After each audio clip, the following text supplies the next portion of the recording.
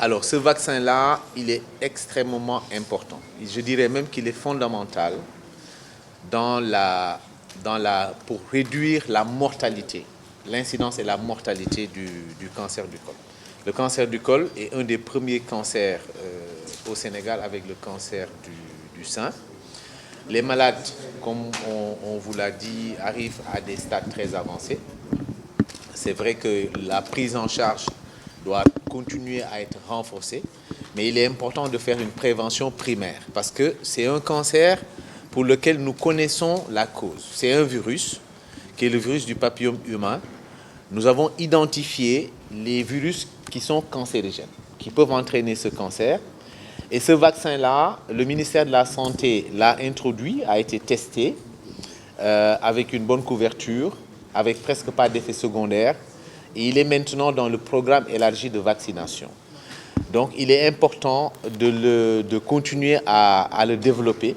et à vacciner les filles avant que ce virus n'infecte le col de l'utérus et ne puisse entraîner donc les lésions précancéreuses qu'il faut continuer à détecter, bien sûr, par le dépistage et surtout à entraîner le cancer du col de l'utérus. Ce vaccin n'a pas d'effet secondaire majeur. Il est d'une très grande innocuité.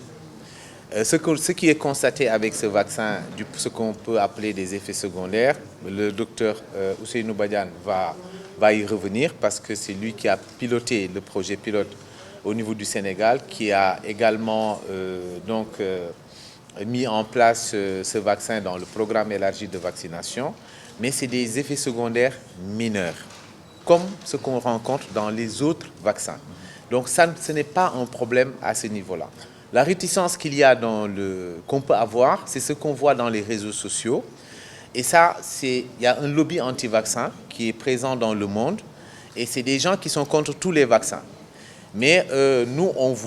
le dit, les experts sont là, le ministère de la Santé, les experts en santé publique vous l'ont dit, ce vaccin, il est efficace contre le HPV qui est responsable du cancer du col, mais ce vaccin aussi, il est sûr. Ça, nous avons déjà fait les projets pilotes et le docteur Ousseynou Gassama va y revenir. Li ñu dajale tey fii mooy wax ci vaccin bi nga xam ni ñàkk bi nga xam ni mooy ñàkk bi ñu xam ni commencé nañ ko fii ci Sénégal dugal ko ci programme élargi de vaccination ak yeneen vaccin yëpp pour wàññi cancer du col donc li muy rey ci Sénégal. Cancer du col dafa nekk cancer boo xam ni ci cancer yu ëpp ci Sénégal la bokk cancer la boo xam ni tamit li muy rey bëri na parce que buñ ko xaymaa ci xayma dina rey ñaari femmes par jour et c'est des femmes qui ont la trentaine qui ont la quarantaine dafa nekk loo xam ne lii lu doy waar la tey ji moom vaccin boo xam ne bii dafay empêcher dafay tere doomi jàngoro bi nga xam ni identifié nañ ko te nga xam ni bu duggee ci butitu njurukaayu jigéen bi mu nekk xale dafay nekk di liggéey nga xam ni au bout de 15 ans 20 ans après fukki at ak juróom ñaar fukki at mu indi cancer du col de l'utérus am nañu moyen tey vaccin boobu pour